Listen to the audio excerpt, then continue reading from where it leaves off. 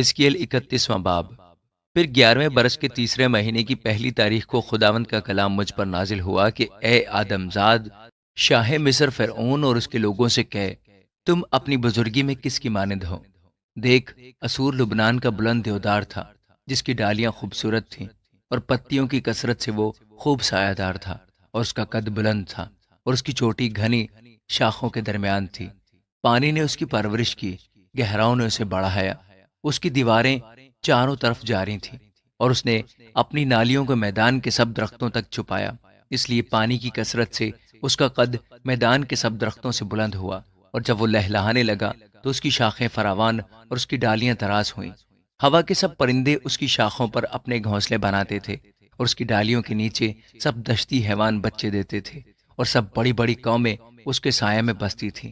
یوں وہ اپنی زندگی میں اپنی ڈالیوں کی درازی کے سبب سے خوشنما تھا، کیونکہ اس کی جڑوں کے پاس پانی کی کثرت تھی۔ خدا کے باغ کے دیودار اسے چھپا نہ سکے۔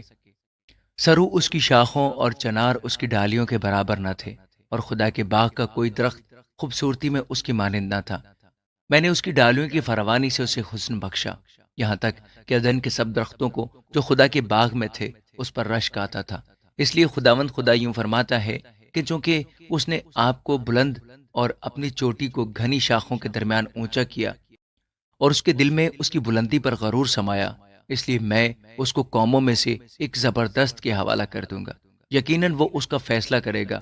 میں نے اسے اس کی شرارت کے سبب سے نکال دیا، اور اجنبی لوگ جو قوموں میں سے ہیبت ناک ہیں اسے کاٹ ڈالیں گے اور پھینک دیں گے۔ پہاڑوں اور سب وادیوں پر اس کی شاخیں گر پڑیں گی، اور زمین کی سب نہروں کے آس پاس اس کی ڈالیاں توڑی جائیں گی، اور روئے زمین کے سب لوگ اس کے سایہ سے نکل جائیں گے اور اسے چھوڑ دیں گے۔ ہوا کے سب پرندے اس کے ٹوٹے تنا میں بسیں گے، اور تمام دشتی جانور اس کی شاخوں پر ہوں گے، تاکہ لبے آپ کے سب درختوں میں سے کوئی اپنی بلندی پر مغرور نہ ہو، اور اپنی چوٹی گھنی شاخوں کے درمیان اونچی نہ کرے، اور ان میں سے بڑے بڑے اور پانی کو جذب کرنے والے سیدھے کھڑے نہ ہوں گے، کیونکہ وہ سب کے سب موت کے حوالہ کیے جائیں گے، یعنی زمین کے اسفل میں بنی آدم کے درمیان جو پاتال میں اترتے ہیں۔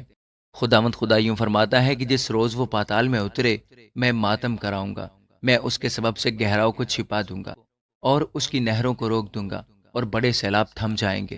ہاں، میں لبنان کو اس کے لیے سیاہ پوش کراؤں گا، اور اس کے لیے میدان کے سب درخت غشی میں آئیں گے۔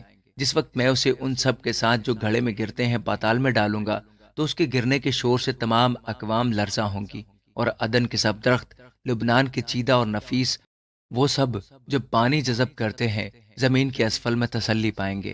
وہ بھی اس کے ساتھ ان تک جو تلوار سے مارے گئے پتال میں اتر جائیں گے، اور وہ بھی جو اس کے بازو تھے اور قوموں کے درمیان اس کے سائے میں بستے تھے وہیں ہوں گے۔